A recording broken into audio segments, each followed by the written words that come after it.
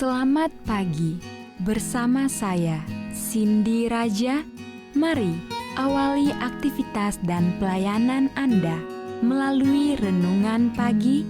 Yesus, nama di atas segala nama. Yesus adalah Alfa dan Omega, pencipta langit dan bumi, pemberi setiap pemberian yang baik dan sempurna, dan pemikul beban besar kita. Kepada mereka yang hancur oleh dosa, Dia adalah juru selamat yang sempurna, perantara yang agung, perantara yang maha kuasa, dan kapten keselamatan kita. Ditulis oleh Ellen G. White bersama Pendeta Denny Kanajo. Selamat mendengarkan. Shalom, selamat pagi para pendengar yang diberkati oleh Tuhan dimanapun Anda berada saat ini. Kita akan sama-sama mendengarkan firman Tuhan melalui audio renungan pagi pada tanggal 21 Maret 2024 dengan judul Tabit Jiwa. Sebelum kita melanjutkan bacaan renungan kita pada pagi hari ini, kembali saya mengajak semua para pendengar yang setia untuk berdoa bersama-sama. Bapa kami yang bersemayam di dalam takhta kerajaan sorga, terima kasih Tuhan Yesus, oleh karena kasih dan rahmat-Mu begitu besar bagi kehidupan kami. Lebih khusus Tuhan, pada saat ini sebelum kami melakukan aktivitas dan pelayanan dan pekerjaan kami rindu sejenak Tuhan untuk merenungkan kebenaran firman-Mu ya Bapa.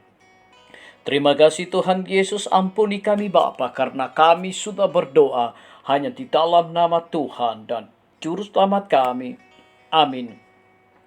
Ayat inti kita terambil di dalam Matius 9 ayat yang kedua. Demikian firman Tuhan. Ketika Yesus melihat iman mereka, berkatalah Ia kepada orang lumpuh itu, "Percayalah hai anakku, dosamu sudah diampuni." Mari kita ikuti penjelasannya. Pada zaman ini terdapat beribu-ribu orang yang menderita penyakit badani, sebagaimana orang sakit lumpuh itu yang sedang merindukan akan kekebaran. Dosamu sudah diampuni. Beban dosa dengan keinginannya yang tidak pernah merasa puas adalah dasar segala penyakit mereka. Mereka tidak akan mendapat kelepasan hingga mereka datang kepada tabit jiwa. Damai yang berasal hanya daripadanya dapat memberikan kekuatan kepada pikiran dan kesehatan kepada tubuh. Yesus telah datang untuk membinasakan perbuatan-perbuatan iblis itu. Dalam Dia ada hidup, dan Ia berkata, "Aku datang supaya mereka mempunyai hidup dan mempunyainya dalam segala kelimpahan." Ia adalah menjadi roh yang menghidupkan. 1 Yohanes 3 ayat yang ke-8, Yohanes pasal yang pertama ayat yang ke-4, pasal yang ke-10 ayat yang ke-10, pasal yang ke-15 ayat yang ke-45.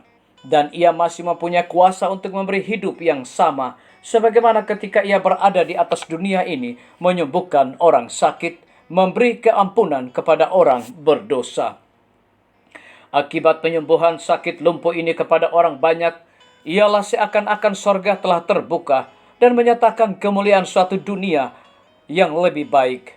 Pada saat orang yang telah disembuhkan ini melewati orang banyak, ia memuji Allah pada setiap langkahnya dan membawa pikulannya yang kini dirasanya sebagai bulu ayam ringannya, dan orang banyak mundur memberikan jalan kepadanya dengan mulut mereka. Tetangga keheranan dan berbisik di antara mereka itu sendiri, katanya, "Hari ini kami telah menyaksikan hal-hal yang sangat mengherankan." Orang Farisi menjadi bisu karena keheranan dan merasa dirinya kalah. Mereka melihat bahwa pada tempat ini tidak ada kesempatan bagi perasaan cemburu untuk menghasut orang banyak. Perbuatan ajaib yang telah diadakan kepada orang mereka, katakan telah menyulut murka Allah, telah begitu berkesan kepada orang banyak sehingga rabi-rabi pada saat itu telah terlupakan. Mereka melihat bahwa Kristus mempunyai suatu kuasa yang mereka anggap hanya daripada Allah. Namun tata caranya yang lemah lembut itu adalah berbentengan dengan keinginan hati mereka. Mereka menjadi bingung dan malu. Mereka telah mengenal tetapi tidak mengakui akan seorang yang lebih tinggi. Makin kuat bukti bahwa Yesus mempunyai kuasa di atas dunia ini untuk mengampuni segala dosa. Makin teguh mereka dalam sifat tidak percaya akan Dia. dari rumah Petrus di mana mereka telah melihat orang lumpuh itu disembuhkan oleh perkataannya. Mereka pergi untuk mencari muslihat yang baru dengan maksud yang mendiamkan anak Allah itu. Disalin dari buku Alfa dan Omega jilid 5 halaman 283 sampai 284. Renungkan lebih dalam. Bagaimana perasaan saya ketika Yesus melakukan sesuatu yang ajaib untuk orang lain selain saya? Biarlah bacaan renungan kita saat ini akan menjadi berkat bagi kita semua. Kembali saya mengajak semua para pendengar yang setia untuk berdoa bersama-sama. Bapa kami yang bersemayam di dalam takhta kerajaan sorga, terima kasih Tuhan Yesus, oleh karena firman-Mu memberikan kekuatan, berkat, dan sukacita rohani bagi masing-masing kami. Pada saat ini Tuhan, kembali hamba-Mu menyerahkan akan pemerintah kami. Tuhan memberkati Bapak Presiden bersama Wakil Presiden, para menteri dan seluruh stafnya, Bapak Gubernur bersama wakil dan jajarannya, Bapak Bupati bersama wakil dan jajarannya, Bapak Wali Kota bersama wakil dan jajarannya, camat dan seluruh stafnya, kepala desa, lurah, RT, RW, dimanapun mereka berada saat ini. Kiranya Tuhan lindungi, pelihara mereka, curahkan hikmat pengetahuan sorga selalu, agar mereka dapat menjalankan roda pemerintahan boleh sesuai dengan amanah dan titah daripada Tuhan sendiri. Kami menyerahkan pimpinan-pimpinan organisasi gereja Tuhan dari tingkat yang tertinggi sampai kepada seluruh gembala jemaat.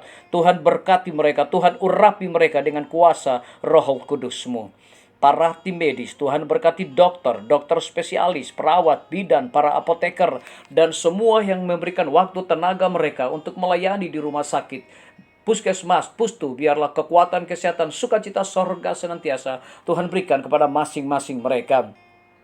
Guru-guru, kepala sekolah, setiap siswa, mahasiswa, dosen, rektor di setiap lembaga pendidikan swasta maupun negeri, Tuhan berkati dengan hikmat pengetahuan sorga, agar mereka dapat mendidik anak-anak bukan sekedar memiliki pengetahuan dunia, tetapi mereka juga memiliki karakter Yesus Kristus. TNI, Polri, PNS, wira swasta, petani, pedagang, nelayan, ojek online, saudara-saudara kami yang ada di dalam penjara, Tuhan berkati mereka, hiburkan mereka, berikan mereka kekuatan, kesehatan, sukacita sorga senantiasa.